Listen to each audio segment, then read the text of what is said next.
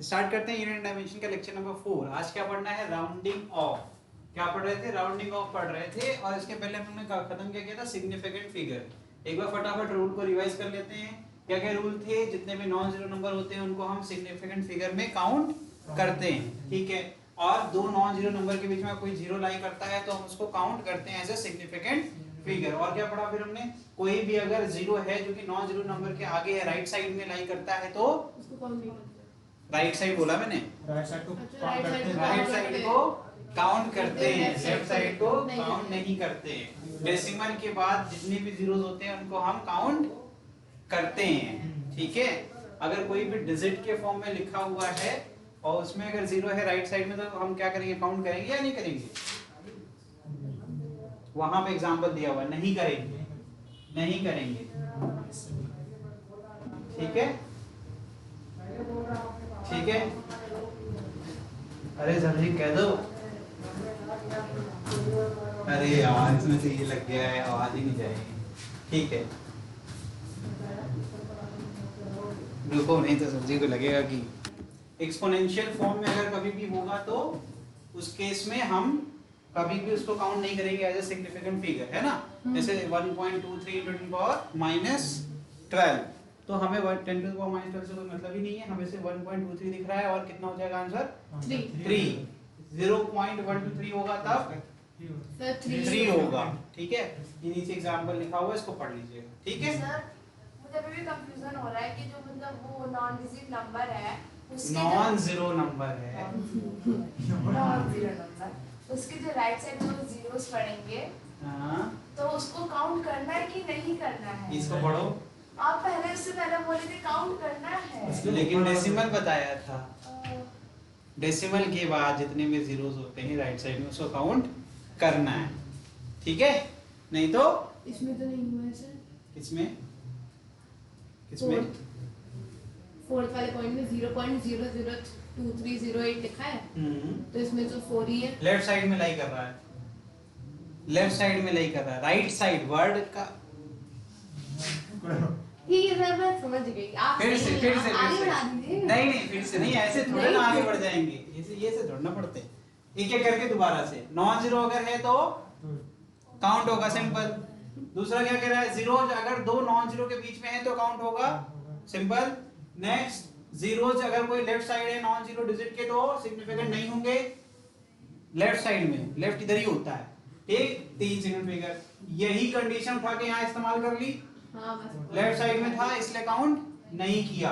If the number is less then 1, zeros on the right, right decimal के right side में क्या करेंगे? Count करेंगे। लेकिन लेफ्ट साइड में लिखा हुआ बट, आगे लिखा हुआ है but to the left of the first non zero digit are not significant. समझ में आया? Yes sir. इसीलिए यहाँ पर काउंट नहीं किया। उसके ट्रेलिंग जीरोस, ध्यान से देखना, zeros to the right of the last non zero digit in a number with decimal point are significant. अगर डेसिमल लगा है तो सिग्निफिकेंट होगा और नहीं लगा है तो ठीक। The trailing zeros in a number without decimal point may not be significant. That is why यहाँ पर कितना है? देखो 0 1 0 1 0 0, तो पहला वाला जीरो भी काउंट नहीं हुआ, लेफ्ट साइड में है, और राइट साइड में दो जीरोस को काउंट नहीं किया। आंसर क्या आया? सिर्फ दो नॉन जीरो डिजिट के बीच वाले जीरो को काउंट किया गया, तो 1 0 1 3 सिग्निफिकेंट फिगर। वहीं से ये एग्जांपल बना था। 5 के बाद कितने जीरोस हैं? 5 काउंट हुए, समझ में आ गया? आगे देखिए, अगर एक्सपोनेंशियल फॉर्म में है तो 10 टू द पावर फॉर्म में या कोई भी पावर के फॉर्म में तो उसको हम सिग्निफिकेंट में काउंट नहीं करते, बस इतना ही है। एक भी ऊपर नीचे करोगे रूल्स को दिमाग में तो खत्म, फिर नहीं आएगा, ठीक है। अब पढ़ेंगे राउंडिंग ऑफ। किसी भी नंबर को हमें क्या करना होता है? अगर रिप्रेजेंट करना है लिमिटेड नंबर ऑफ डिजिट्स में, किसी ने बोल दिया कि आंसर को सिर्फ 3 डिजिट तक लिमिट कर दो, या कहते हैं 3 डेसिमल प्लेसेस तक कर दो, और तुम्हारा आंसर आ रहा है 10 डेसिमल प्लेसेस का, तो तुम क्या करोगे? तब तुम्हें ये सीखना पड़ेगा राउंडिंग ऑफ करना, ठीक है। तब उसको हम 3 डेसिमल प्लेसेस तक या फिर 3 डिजिट तक कैसे फिक्स करेंगे, उसका रूल होता है राउंडिंग ऑफ। देखो, to represent result of any computation containing more than one uncertain digit, it is rounded off to appropriate number of significant figure. Rules क्या होते हैं? पहला रूल, अगर digit to be rounded off is more than 5, जिस digit को हटाना है, ठीक है। मैंने कह दिया इसको 1 डेसिमल प्लेस तक राउंड ऑफ करो, ठीक, या मैंने कह दिया 2 सिग्निफिकेंट फिगर तक राउंड ऑफ करो, दोनों में बात सही है, ठीक। तो फिर आपको किसको उड़ाना पड़ेगा, इस बेचारे की बली चढ़ेगी। हाँ। और पहला रूल क्या कह रहा है, अगर कोई भी डिजिट जिसको उड़ाने वाले हो, अगर उसकी वैल्यू 5 से बड़ी है तब preceding digit is increased by 1, ठीक है। वैसे वहां लिखा हुआ है, फिर भी ये बाय 1, तो मतलब इस 8 को प्रीसीडिंग मतलब उससे पहले वाला, ठीक है। इस बेचारे के साथ क्या होगा, इसी को बदल इस दे, बेचारे को शायद तोड़ दिया जाएगा। भावनाओं में बह गई है ना, कहानी को दिल पे लेके चली गई। कोई बात नहीं, होता है। समझ में आया, राउंड ऑफ किसको किया, 6 को राउंड ऑफ किया, 0.06 को राउंड ऑफ किया, और क्या बन गया 2.86, क्या बन गया 2.9, ठीक है। चलिए रूल नंबर 2, अगर डिजिट जिसको राउंड ऑफ करने वाले हैं, मतलब जिसको उड़ाने वाले हैं, उसकी वैल्यू कितनी है, 5 से छोटी, इसी को एग्जांपल लेके चलते हैं, ठीक। मैंने कह दिया कि सिर्फ मुझे 2 सिग्निफिकेंट फिगर में आंसर चाहिए, तो किसको उड़ाना है, 4 को। Then preceding digit is left unchanged, तो प्रीसीडिंग डिजिट को छेड़ेंगे ही नहीं, इसको कहेंगे चलो भैया निकलो, आंसर तो मेरा आ गया 2.8। समझ में आया। नेक्स्ट, ये देखिए अप्रोक्सीमेशन का सिंबल होता है, यहाँ इक्वल टू नहीं कर सकते क्योंकि एक्चुअल वैल्यू ये नहीं है, इसीलिए इसको अप्रोक्सीमेशन के सिंबल से रिप्रेजेंट करते हैं। अगर digit to be rounded off is 5, then preceding digit is increased by 1। ध्यान देना, आगे कंडीशन है, if it is odd and is left unchanged if it is even. बताना जरा, इस बार तुम अपना दिमाग लगाना, मैं कुछ नहीं बताने वाला। मैंने कहा मुझे फिर से 2 सिग्निफिकेंट फिगर में आंसर चाहिए या फिर 1 डेसिमल प्लेस तक आंसर चाहिए, तो बताइए इसको राउंड ऑफ कितना करके करेंगे। सर 2 ऐसा 5 को उड़ा देंगे। 2.9 और 2.4, नहीं सर 5 को उड़ा देंगे। जबकि रीड कर देता हूं, अगर डिजिट को राउंड ऑफ करना है जिसकी वैल्यू, जिसको राउंड ऑफ कर रहे हैं उसकी वैल्यू 5 के बराबर है, तो प्रीसीडिंग डिजिट मतलब उसके पहले वाले डिजिट को इंक्रीज कर देंगे 1 से। अगर वो जो नंबर है प्रीसीडिंग नंबर है वो ऑड है, अगर प्रीसीडिंग नंबर क्या है, ऑड है, सर मैंने वही और इज लेफ्ट, तुम गलत हो, इज लेफ्ट अनचेंज्ड, उसको एज इट इज छोड़ देंगे प्रीसीडिंग नंबर को, अगर वो क्या है, इवन है। यहाँ प्रीसीडिंग नंबर क्या है, 5 प्रीसीडिंग नंबर, नहीं 8 तो क्या करेंगे, बढ़ाएंगे कि नहीं बढ़ाएंगे, आंसर क्या आएगा, नहीं बढ़ाएंगे 2.8। ठीक है। यहाँ कुछ एग्जांपल्स दिए हुए थे, इसी को देख लेते तब भी चीटिंग हो जाती, ठीक है। यहाँ 14.45 है, 5 को उड़ाना था, ठीक, 4 क्या था, इवन था, इसलिए इसको एज इट इज छोड़ दिया, ठीक है। चलो एक और एग्जांपल कर लेते, 2.8475। मैंने बोला कि अप टू 3 डेसिमल प्लेसेस तक हो सकता है ये, और सिग्निफिकेंट फिगर में 4 सिग्निफिकेंट फिगर इसके हो सकते हैं, तो किसको उड़ाना है, किसको उड़ाना है, आंसर क्या आएगा 2.8448 4, 2.8 मतलब 2.84। 2.8। कितने लोग हैं जो इस आंसर से एग्री करते हैं, यही होगा 2.84। शिवांश बताओ, यहाँ तक तो लिख ही सकते हैं, इसके बाद का जो है ये भी लिख सकते हैं, प्रीसीडिंग तो यही वाला है ना, जल्दी से बताओ, जरूर को पढ़ो, उड़ा रहे हैं उसके वैल्यू 5 के बराबर है, हाँ क्या बोल रहे हो, 8 क्या होगा, 8 होगा, अरे परफेक्ट है ना, क्यों, क्योंकि ऑड था ना, पढ़ा था, ऑड होगा तो 1 से बढ़ा देंगे, सिंपल, ठीक है। तो तुमने देखा कि 7 क्या है, ऑड नंबर है, तो फटाक से उसको इंक्रीमेंट कर दिया, +1 7 + 1 8, आंसर क्या आ गया 2.84, ठीक है। इतना आसान है, जल्दी से नोट करिए।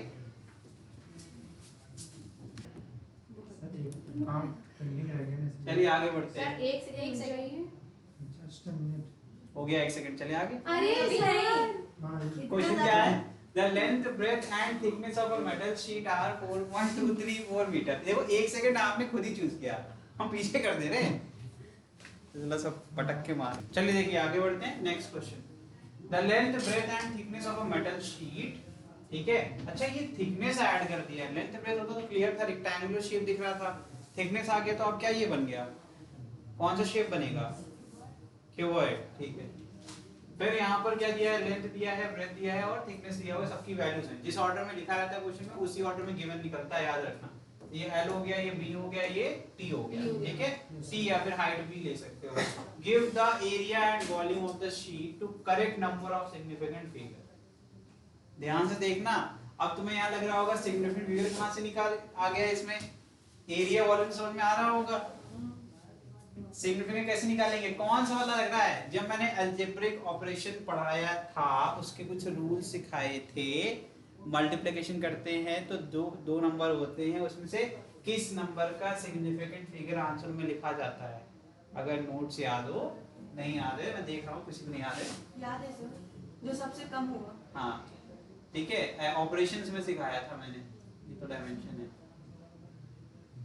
हाँ यहाँ पर पढ़ो, इसको पढ़ो। In the product or quotient is same as the smallest number of significant figure in any one of the factors। अगर मल्टीप्लिकेशन कर रहे हैं तो जो आपका स्मॉलेस्ट सिग्निफिकेंट होगा यही आंसर में भी होगा। समझ में आया? तो वॉल्यूम करेंगे, वॉल्यूम ऑफ क्यूबॉइड क्या होता है, L into B into height। चलो करो करो करो, जो करना है करो, मुझे क्या पता, मुझे कुछ नहीं पता। सही है, सही है। अरे रे रे, देखो देखो ये कैसे हो गया, ये फॉर्मूला याद नहीं करना पड़ेगा जिंदगी में दोबारा तुम्हें कभी, देख लो बस एक बार, ठीक है। ठीक है, देखो ध्यान से हो क्या रहा है, ये शीट कैसे बनी, एक पतली शीट ले ली जिसका एक रेक्टेंगुलर शीट ले, जिसकी लेंथ है ये और ये क्या है, ब्रेथ। ठीक, एक के ऊपर एक के ऊपर एक रखते जाएंगे तो एक हाइट तक ये पाइल बन जाएगा। जैसे कि तुम्हारी कॉपी दो मुझे, देखो ध्यान से, तुम्हें क्यूबॉइड दिख जाएगा, तुम्हें एक्चुअली में यही शीट दिखेगी जो यहाँ पर है। अगर यहाँ से देखोगे तो तुम्हें समझ में आ जाएगा। देखना इसका मैं क्या करूंगा, एक पेपर निकालूंगा और तुम खुद ही निकाल लोगे इसके। ठीक, ये हो गई। साइड से देखो तो तुम्हें एक थिकनेस दिख रही है, सामने से देखो तो तुम्हें क्या दिख रहा है, सिर्फ एक लेंथ और एक ब्रेथ। ये कहाँ चली गई, जब हम कॉपी ऐसे करते हैं तो ये बॉटम में चली गई। ठीक, और अगर हमें क्यूबॉइड देखना है तो इसके बाद एक एक पेपर होगा, इसको खोलते हैं, उसकी थिकनेस देखो चेंज कैसे हो रही है, क्या देखना पड़ता है। ठीक है, देखो थिकनेस चेंज हो गई, फिर कुछ हमने ऐड कर लिए, देखो थिकनेस चेंज हो गई। इसका मतलब है अगर एक पेपर का एरिया पता होगा, टोटल नंबर ऑफ पेपर पता होंगे, मल्टीप्लाई कर देंगे तो हमें क्या मिल जाएगा, टोटल वॉल्यूम मिल जाएगा। वॉल्यूम क्या होता है, जितनी जगह ऑक्यूपाई कर रहा है ना, इसमें जितना स्पेस है।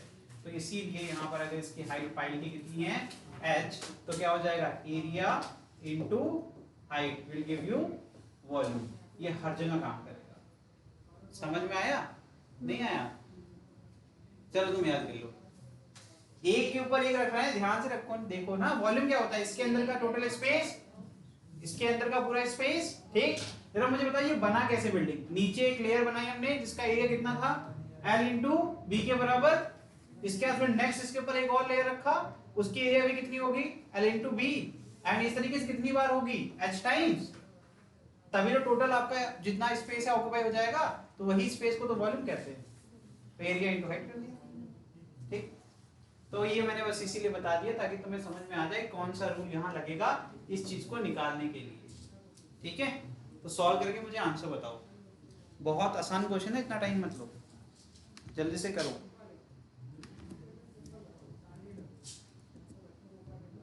ठीक है,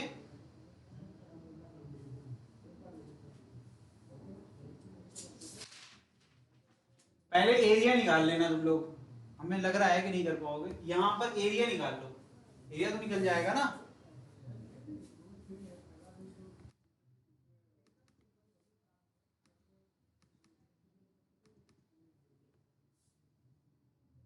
जल्दी से बताइए आंसर। एक सिंपल सी बात है, क्या बोले भाई, गिव द एरिया। एरिया कैसे पता कौन सा फेस का एरिया निकालना है, जस्ट टेल मी कितने फेसेस, 6 फेसेस है ना। इसका तो समझ में आ गया, टॉप का भी समझ में आ गया, बॉटम टॉप का एरिया तो कॉमन होगा, क्या इसका भी कॉमन होगा, नहीं, क्या इधर का भी कॉमन होगा? क्या पीछे का भी कॉमन होगा? आगे का कॉमन होगा? नहीं होगा ना। इसका मतलब एरिया ऑफ शीट निकालना है तो टीएसए ही तो एक ऑप्शन है। तो टीएसए क्या होगा? Total surface area of cuboid is equal to 2 into LB plus VH plus HL. क्यों 2 क्यों आ गया? क्योंकि जितना एरिया बॉटम का है उतना टॉप का है, तो दो फेसेस का एरिया सेम होगा।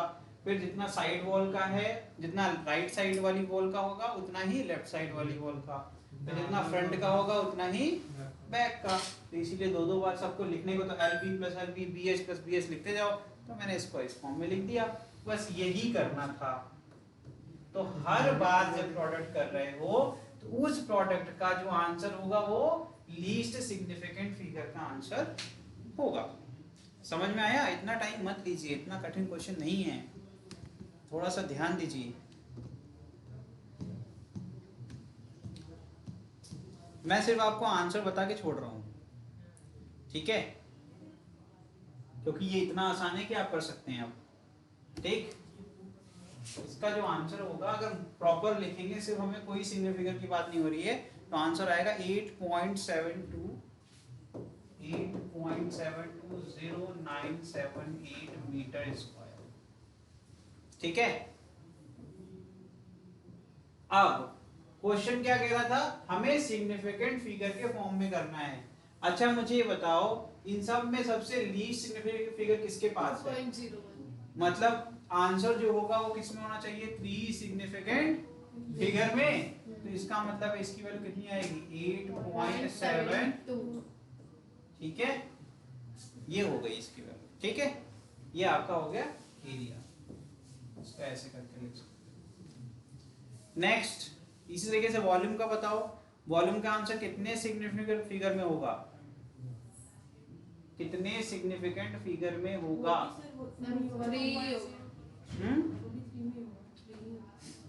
करो तो पहले।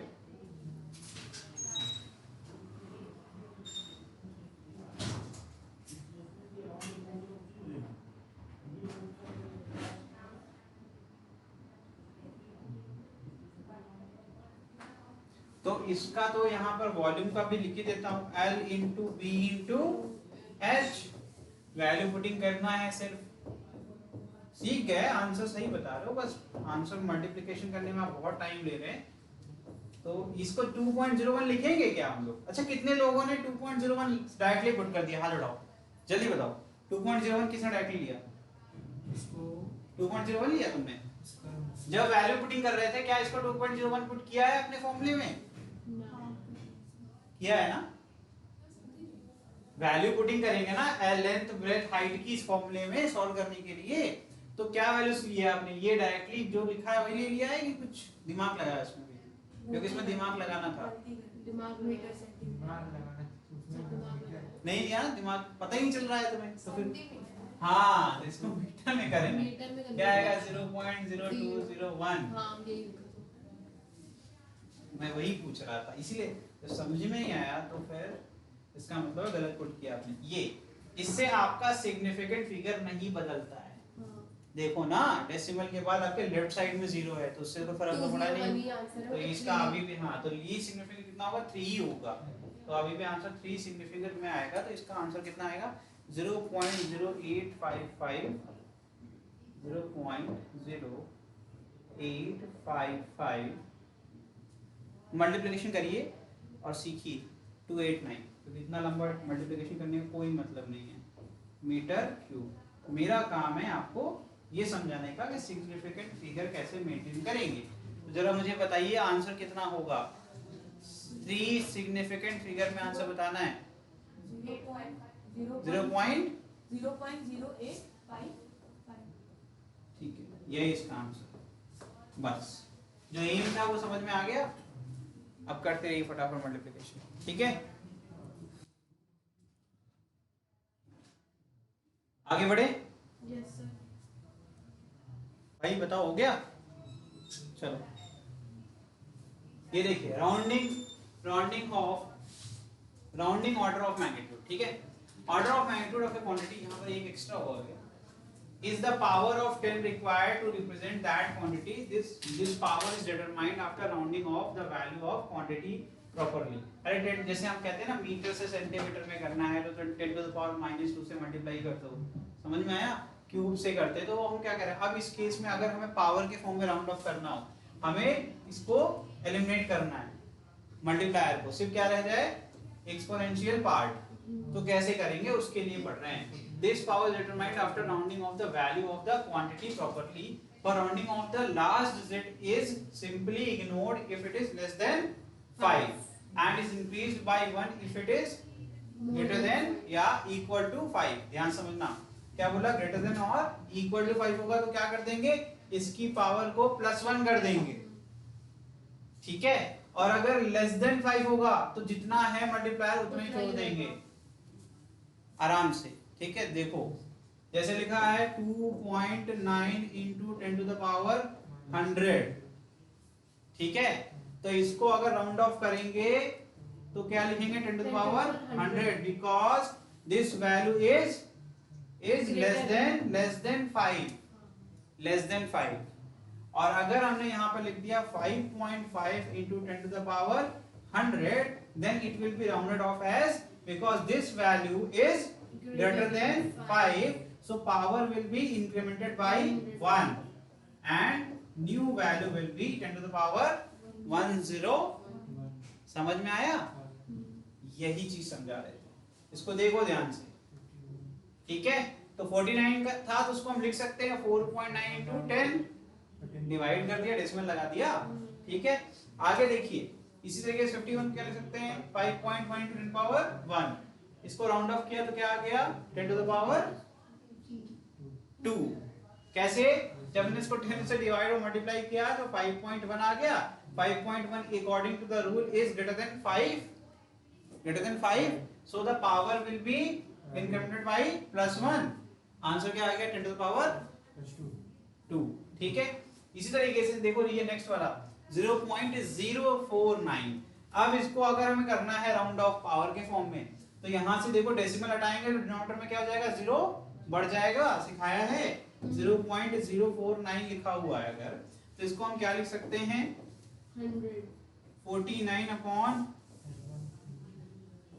ठीक है। अगर हमें 5, क्योंकि हम जो कंसेप्ट यूज कर रहे हैं उसमें हम लोग क्या यूज कर रहे हैं greater than less than 5 check करते हैं ना, तो इसको मैंने 4.9 छोड़ दिया।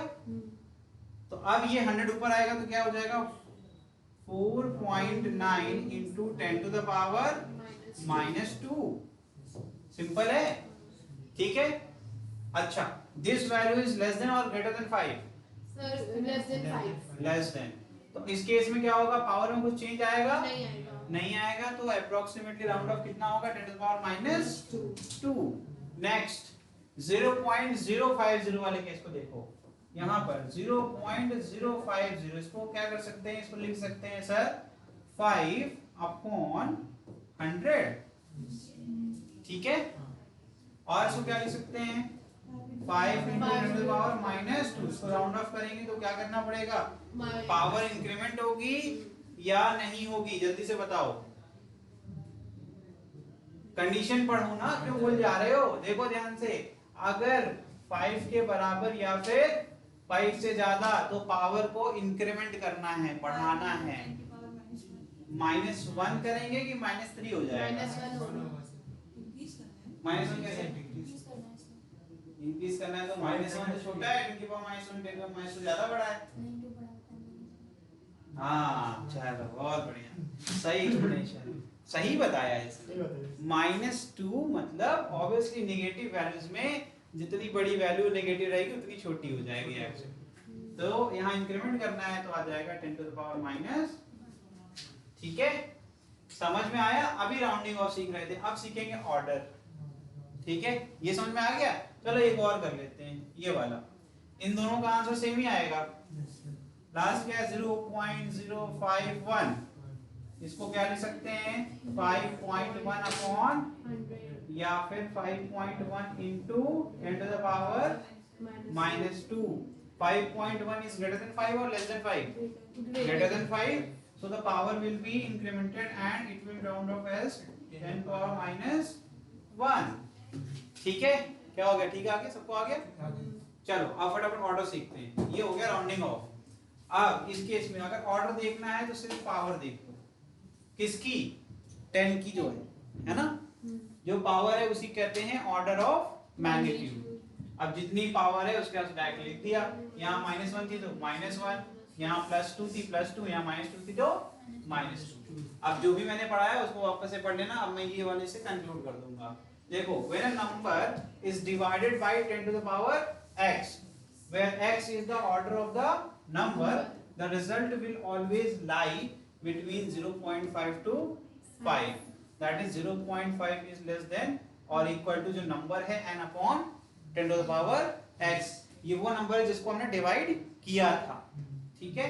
और इसकी वैल्यू +5 से छोटी होगी। समझ में आया? नहीं आया? आगे कोई बात नहीं। अच्छा, 1 को 10 से डिवाइड करते हैं तो 0 कितना आएगा? 0.1 अरे 0.1 आ गया। ठीक, 2 को करते हैं, तो 0.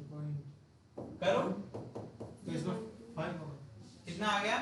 5 बताओ। 1/5 अरे भाई 1/5 को क्या लिख सकते हैं? 0.5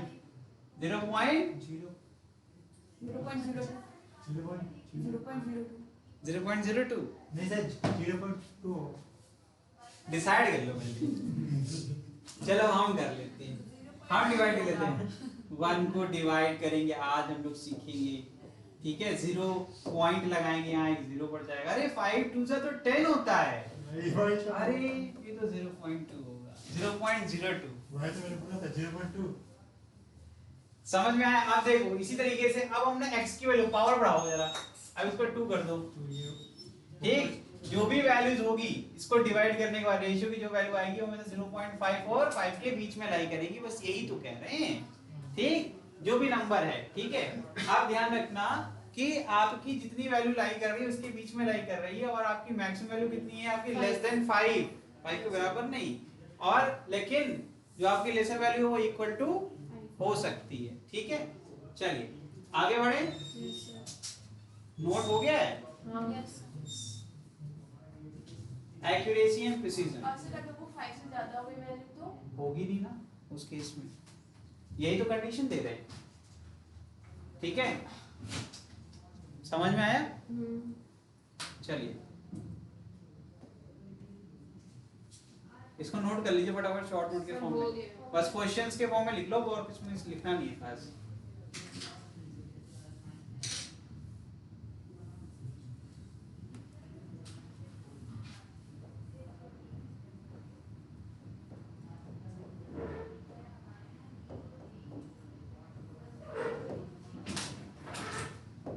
मैं संतुष्ट नहीं था आपके विचारों से, तो मैंने कहा आपको एकदम क्लियर करते हैं। देखिए यहीं पे देख लीजिएगा, अब इसके बाद आपको क्लैरिटी हो जाएगी, ठीक है? क्या आ गया यहाँ पर? 1 जो है वो आपका ग्रेटर देन है 0.5, क्या वो लेस देन 5 है? यस मैडम समझ में आ गया? हाँ, अब इसको भी कर ही लो, तुम खुश रहो, करके तुम खुश रहो। 2 into 10 to the power -1, 2 की वैल्यू क्या है? ग्रेटर देन 0.5 और लेस देन। अब कोई नंबर तुमको डिसाइड कर लो, 4 सोचो कोई नंबर सोचो, जल्दी सोचो, तुरंत समझ में आ जाएगा। प्रूफ करके चले ना, ऐसे मजा नहीं आता ऊपर ऊपर से पढ़ने में। 6 ले लिया, अरे बाप रे इतना भयंकर नंबर है। चलो जल्दी जल्दी करते हैं। 6 ले लिया, 6 into क्या आ जाएगा? 10 to the power -1। Round of करो इसको मैडम, क्या है ये वैल्यू? 5 से बड़ी है कि छोटी है? बड़ी है। हाँ, समझ गई? यही है सिस्टम। अगर इसीलिए तो इसको अगर फुल प्रूफ ना बनाते तो ये कंसेप्ट क्यों दे देते? ये इसने बड़े चालाकी से बोला लेस देन 5 तक, क्योंकि 5 से बड़ी होती क्या हो जाएगा फिर तो आपका राउंड ऑफ हो गया। दिमाग नहीं लगा रहे, सब कुछ यही सामने लिखा हुआ है, ठीक है? समझ में आया? आ गया? चलिए कुछ सवाल कर लेते हैं, उसके पहले ये पढ़ लेते हैं, एरर स्टार्ट होने वाला है। ठीक है, चलिए देखिए एक्यूरेसी एंड प्रिसीजन क्या होता है बताइए। We can illustrate the difference between accuracy and precision with the help of an example. Suppose the true value of a certain length is 1.234 centimetre.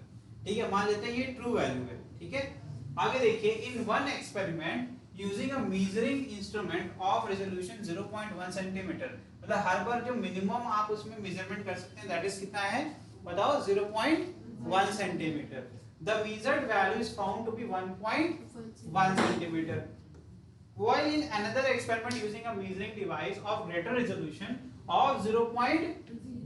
मतलब और एक डेसिमल प्लेस तक हम उसको मेजर कर सकते हैं, क्योंकि इसका डेसिमल प्लेस कितना था 1, तो इससे आगे हम इसको नहीं कर सकते मेजर ना। कोई भी वैल्यू आएगी तो सिंगल डेसिमल प्लेस में ही आएगी। अब क्या है देखिए, इस बार 0.0 मतलब 2 डेसिमल प्लेस तक हम मेजर कर सकते हैं, मतलब एक्यूरेसी बढ़ गई है ना। आगे देखिए, the length is determined as to be 1.53 centimetre. The first measurement has more accuracy as it is closer to the true value but less precision as relation is only 0. समझ में आया? आपको जब एक्यूरेसी का मापदंड ये होगा, ट्रू वैल्यू जो असली वैल्यू है उसके कितने क्लोजर वैल्यू आपकी मेजरमेंट में आ रही है, ये पैरामीटर हो गया फॉर एक्यूरेसी। लेकिन जब बात करेंगे प्रिसीजन, तो कितना आप किस लेवल तक आप मेजरमेंट कर सकते हैं लीस्ट वैल्यू जो आप मेजर कर रहे हो। ठीक है, तो प्रिसीजन कौन डिसाइड कर रहा है ये, और एक्यूरेसी कौन डिसाइड कर रहा है कि कितनी क्लोजर है आपकी जो भी आपने मेजरिंग किया है, मेजरमेंट लिया है, वो ट्रू वैल्यू के कितने क्लोज टू है। जबकि यहाँ पर ये वैल्यू आपकी एक्सीड कर गई, इसीलिए ये आपकी प्रिसाइज वैल्यू नहीं है। समझ में आ गया? The second measurement is accurate but more is less accurate but more precise. Accurate नहीं है लेकिन precise ज्यादा है because number of significant is increased, also the decimal place is also increased. पढ़ाया था ना मैंने। चलो आगे बढ़े। शिवांश क्या हो गया, नहीं बचा? क्या दिक्कत होगी, जल्दी से पूछो। कुछ समझ में आएगा तब तो पूछूंगा। अच्छी बताओ, जब हम लोग सिग्निफिकेंट फिगर पढ़ रहे थे तो उस टाइम पे कुछ हमने ऐसा कुछ बताया था कि जितने ज्यादा सिग्निफिकेंट फिगर उतना ज्यादा प्रिसाइज वैल्यू, या फिर कुछ एक्यूरेसी से कुछ ज्ञान दिया था मैंने? बताया था। हाँ, कैसे हाँ कह रहे हो? अगर तुम वो जानते हो तो तुम ये कैसे नहीं समझ पाए? इसमें तो वही सेम चीज दोबारा बोल दी हमने कि अगर आपकी कोई, मान लीजिए मैंने ऐसा आपको दिया, लेंथ दिया जिसकी मेजरमेंट मुझे पता थी, मुझे पहले से पता है 1.234 है, ठीक है, तुम्हें दे दिया, तुमने उसको रिजोल्यूशन जो आपने मेजरिंग, जो आपने टेप यूज किया, मेजरिंग टेप यूज किया, उसमें मिनिमम आप इतना 0.1 सेंटीमीटर मेजर कर सकते हो, तो तुमने मेजर किया, तुम्हारा आंसर आ गया 1.1। ठीक, मुझे बताया, मैंने कहा गलत है, लेकिन चलो क्लोज हो तुम, असली वैल्यू के करीब आ गए। ठीक, नेक्स्ट तुमने कहा कि अब दूसरा मेजरिंग टेप लाते हैं, उसमें आपने जो कहा सबसे मिनिमम जो है 0.01 सेंटीमीटर आप मेजर कर सकते हो। ठीक, उससे मेजर करो और नया जो वैल्यू आ गया 1.53 आ गया, मैंने कहा ये तो गलत है, ये भी गलत है। फिर तुमने पूछा सर ये बता दो दोनों में से कौन सा ज्यादा एक्यूरेट है और कौन सा ज्यादा प्रिसाइज है, तो मैंने कहा कि जो वैल्यू मेरे ट्रू वैल्यू के करीब थी वो एक्यूरेट ज्यादा है, और जो वैल्यू ज्यादा सिग्निफिकेंट फिगर में है या फिर ज्यादा डेसिमल प्लेसेस में है वो ज्यादा प्रिसाइज है। तो आपका आंसर क्या होगा, आपको समझ में आ गया कि 1.53 प्रिसाइज है but not closer to the real value, so it is not accurate. And similarly 1.1 आपकी closer to the real value है तो वो ज्यादा एक्यूरेट है but it is not precise because it is in less significant figure. समझ में आ गया?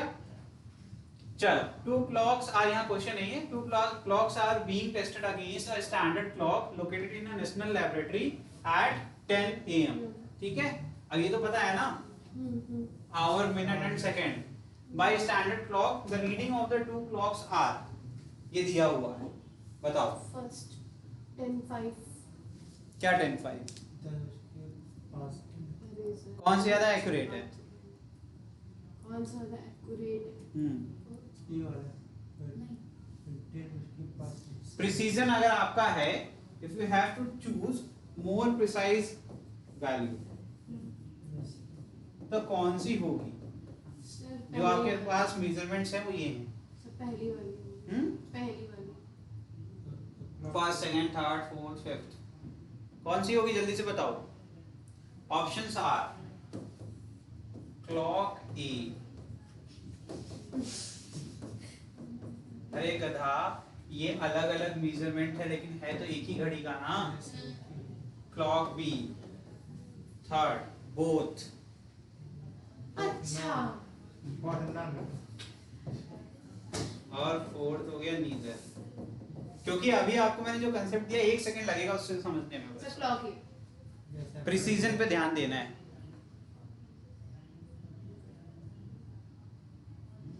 प्रिसीजन पे ध्यान देना है। मैंने पहले बोला मोर प्रिसाइज वैल्यू की तरफ जाना है।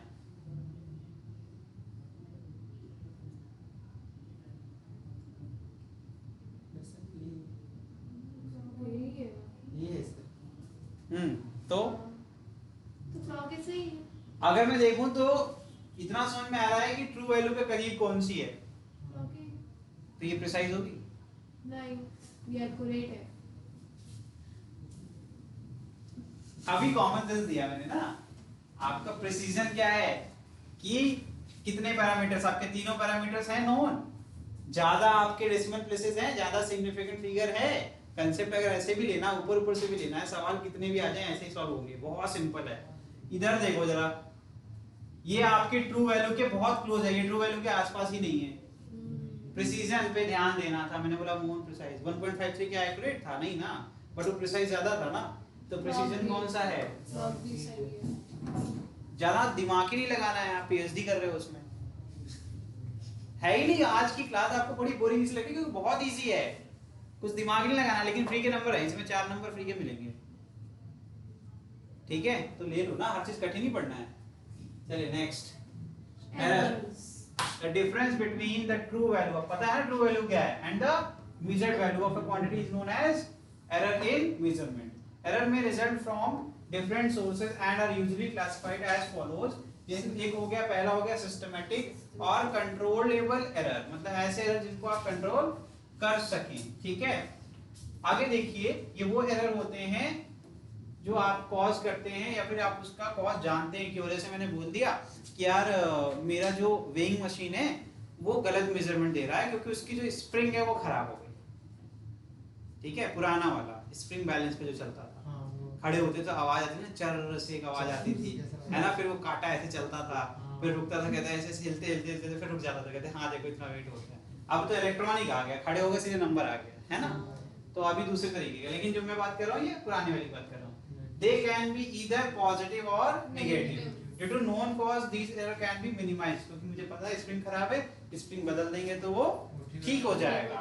तो ये आपका कंट्रोलेबल एरर था। ठीक है, नेक्स्ट और क्या हो सकता है? अनकंट्रोल्ड एरर, है ना। और क्या होगा? सही बोलोगे ना। तो का नेक्स्ट है instrumental error. These error are due to imperfect design, या फिर कह सकते हैं मैन्युफैक्चरिंग डिफेक्ट था, मैंने खरीदा तभी से खराब है ना, पैसा बर्बाद हो गया। ठीक है, क्या इसको हम कर सकते हैं, सही कर सकते हैं?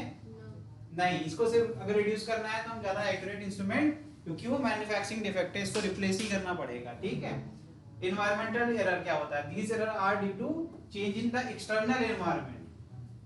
अब जैसे ये देखो, इसका तो बहुत अच्छा एग्जांपल है, आप लोगों ने अभी झेला था कुछ दिन पहले। अभी कुछ दिन पहले यहाँ इलेक्शन कैंपेन चल रहा था, तो अब यहाँ पर एरर क्या आ रहा है? अब ये जो है मेजर कर रहा है मेरी वॉइस को, यहाँ से कैच कर रहा है माइक के थ्रू, प्रोसेस करके आगे वीडियो में रिकॉर्ड कर रहा है और आपको लाइव भेज रहा है। ठीक, अब ये एरर मैं कंट्रोल कर सकता था?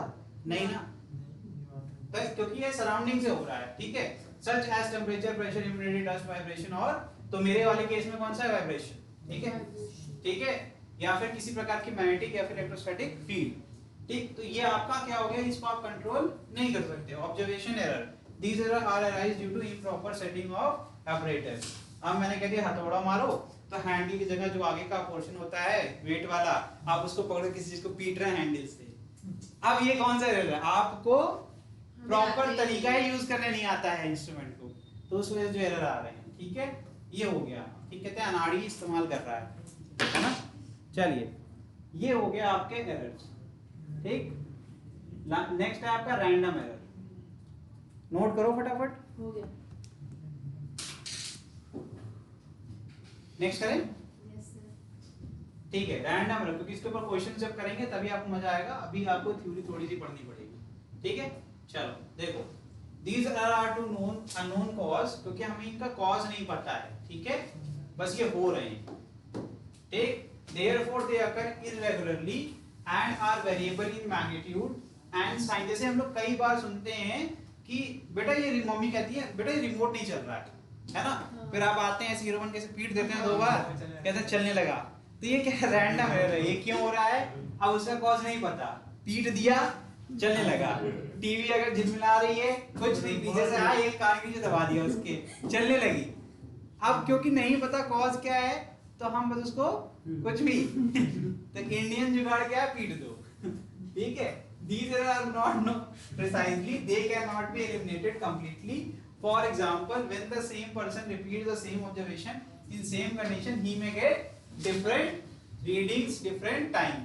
जैसे समझो इसी रिमोट वाले केस में वापस आते हैं, मम्मी पीट रही थी तो नहीं हुआ सही, तुम आए और तुमने पीट दिया, सेम कंडीशन सेम रिमोट और सेम सिस्टम, लेकिन तुमने पीट दिया तो ये क्या रैंडम एरर हो रहा है इस केस में। ठीक है, वो बात अलग है तुम पीट रहे हो जहाँ तो चोट लग रही है। ठीक है, मम्मी धीमे धीमे ऐसे पीट रही है, तुम आके उसको कूट दिए। ठीक है, रैंडम एरर वैसे होता है, उसमें रीजन सिंपल है, बैटरी की लो हो जाती है, तो जब आप पीटते हैं तो उसके अंदर जो है वो फ्रिक्शन होता है, जिससे कि वो एक बेसिक लॉ पढ़ा था, चार्जिंग बाय फ्रिक्शन, उसकी पोजीशन जो है चेंज हो जाती है, जिससे कि वो थोड़ा सा चलने लगता है, और कोई रीजन नहीं है। ठीक है, और कई बार तो बैटरी खत्म हो जाए, तुम पीटते रहो, चलेगा ही नहीं वो।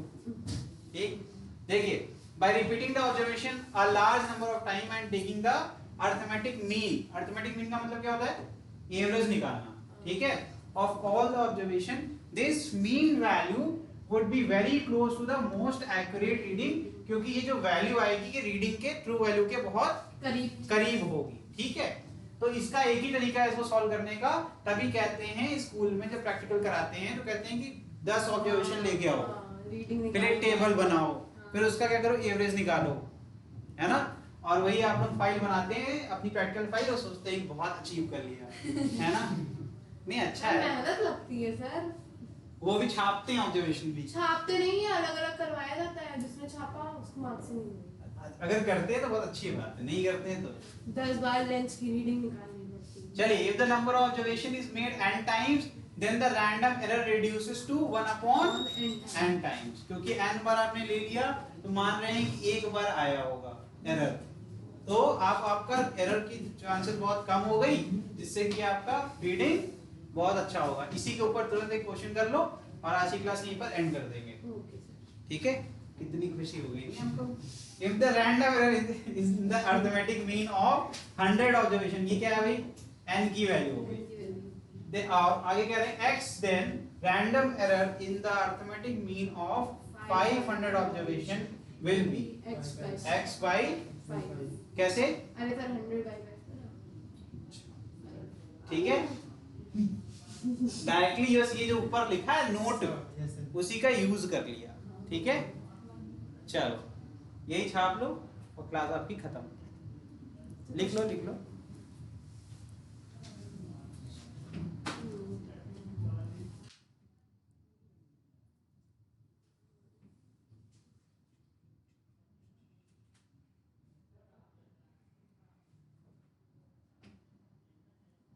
अरे ये आया कि नहीं समझ में? सर आ गया। नहीं आया ना तो पूछना भी बनता है। अरे यार मतलब तो एकदम, चलो इसको एक एक वर्ड पढ़ो जरा। रैंडम एरर अगर है, ठीक है, किसी अरिथमेटिक मीन में, और मीन कितना निकाला किसका, 100 ऑब्जर्वेशन का, कितना आ रहा है x। 100 ऑब्जर्वेशन का जो एवरेज निकाला उसमें क्या आ गया, रैंडम एरर के चांस कितने, x। तो 500 में कितने हो जाएंगे, 5 हो जाएंगे। 500 हो जाएगा। अरे यार 5 हो जाएंगे, 500 नहीं हो। कर लो तुम लोग, कर लो। अरे सर आप बताइए। ये कितना ऑब्जर्वेशन है, 500 x into 100 upon 500 कट जाएगा, x upon 5 ही तो आएगा। बस यही तो आंसर है, जल्दी लिखो, छापो जल्दी से, नहीं तो सवाल लगाएंगे तो हो जाएगा, परेशान मत हो। ठीक है,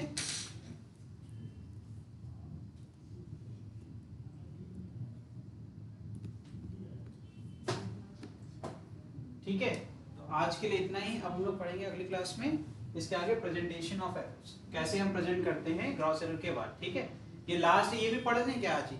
नहीं कल। हाँ एक लाइन का है बेटा, अरे एक लाइन का है, परेशान मत हो। कंफ्यूज हो जाएंगे सर। कंफ्यूज हो जाएंगे तो दोबारा बता देंगे, अभी झेल लो इसको। सर पहले तो नोट ही नहीं कर रहा है, पिछले वाला नोट कर लेना, हम चले जाएंगे तुम्हारी पूरी स्क्रीन चालू छोड़ देंगे, ठीक है। करते रहना सो के। ग्रॉस एरर क्या होता है? Gross error arises due to human carelessness, जैसे कि अभी आप कर रहे हो, है ना, ध्यान नहीं देना चाहते, एंड मिस्टेक, जैसे आप रीडिंग ले रहे हैं और उधर देख रहे हैं रीडिंग आ गई कुछ और, ठीक है। आगे देखिए, और कैलकुलेटिंग में भी एरर कर दिया, ठीक है। और रिकॉर्ड कर रहे हैं तो रिकॉर्डिंग में जितनी आई उसको अपने हिसाब से उसमें आ गया 1.1, तो 10 नहीं करना था, एक किया और सब में लिख दिया 1.2, 1.3, 1.4। अब इसकी मेजरमेंट की ही नहीं थी क्योंकि आप केयरलेस थे, तो ऐसा होता है, ठीक है। तो इस तरीके से आप जब करते हो तो इसी एरर कहते हैं ग्रॉस एरर, इसमें कुछ और नहीं है, ठीक है। बहुत बेसिक है। Reading instrument without proper initial setting, आप आए जैसे ऐसा होता है ना, कई बार ये किराने की दुकान बहुत होता है, कोई एक सामान खरीद रहा है, बहुत भीड़ है, तो वो हर बार रीसेट करना पड़ता है 0 पे, नहीं तो कुछ वैल्यूज उसमें आती रहती है। भैया आपको तो पता ही होगा, है ना। कितना हो गया आज बिजनेस सुबह से, ठीक है। तो क्या करते हैं, इसे 1 किलो चीनी दिया किसी को, रीसेट नहीं किया, दूसरा आया कुछ और लिया, फिर रख दिया, अब पुराना वेट भी उसमें ऐड हो गया, मतलब 0 पॉइंट समथिंग आ गया, एरर आ गया, इसलिए उसमें एक रीसेट बटन होती है। तो रीसेट नहीं करेंगे, इनिशियल सेटिंग पे अपन 0 पे नहीं ले जाएंगे तो क्या आएगा, पुरानी जो वैल्यूज वो ऐड हो जाएगी, ऐड हो जाएगी ना। और कई बार तो ऐसा होता है किराने स्टोर पे, ऐसे रहता है, वही मशीन उनका 1 किलो चीनी रखी हुई है, 1 किलो आ रहा है, फिर कहते हैं अच्छा 200 ग्राम चाहिए, इसी में रख देंगे, है ना, और कह देंगे अरे इसमें 200 भी ऐड कर लो। तो जब इस तरह की चीजें होती है तो कई बार गलती हो जाती है, इसीलिए इसमें ग्रॉस एरर आता है, ठीक है। Taking the observation wrongly without taking a necessary precaution, जो आपके बेसिक, जैसे मैंने बताया, रीसेट नहीं किया और डायरेक्टली में ले लिया, उस समय जो एरर आएगा वो ग्रॉस एरर होगा। कमिटिंग मिस्टेक इन रिकॉर्डिंग का ऑब्जर्वेशन, जैसे कि यहाँ पे हुआ, आप रिकॉर्ड ही नहीं सही कर रहे हो, अपने मन से कर दिया, ठीक। Putting improper values of the observation in calculation, आप फॉर्मूले में पुट करना था, फॉर्मूले में आपने गलत वैल्यू पुट कर दी जल्दीबाजी में, आपकी कोई गलती नहीं थी, तो उस तरीके का एरर क्या होता है, ग्रॉस एरर, है ना। वो बिल गेट्स वाला था ना, पैसा नुकसान हो रहा था तो आपने जल्दी जल्दी इसमें वैल्यू पुट कर दी। These error can be minimized by increasing the sincerity, क्या, जो कि आपके अंदर बहुत ज्यादा है, और अलर्टनेस, ठीक है, ऑफ द ऑब्जर्वर। मैंने तो कहा आपके अंदर बहुत ज्यादा है, सर समझ रहे हम लोग, ठीक है। पीछे कर देंगे। बस आज के लिए इतना ही। और ये जो है ये आपका बहुत बेसिक है, एक बार रीड भी करेंगे तो समझ में आ जाएगा, और इसमें बहुत आसान क्वेश्चन आते हैं, ठीक है। ये आप नोट कर लो।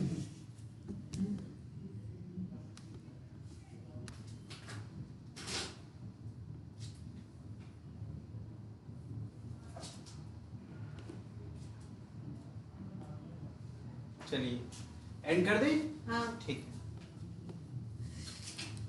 अगली क्लास में हम लोग पढ़ेंगे representation of error, representation of error पढ़ेंगे अगली क्लास में, ठीक है। शॉर्ट नोट्स में लिखा करो ना, इसमें क्या लिखना है इम्पोर्टेंट, बस ये लिखना है, एक दो एग्जांपल आप लिखेंगे, बस खत्म, ठीक है।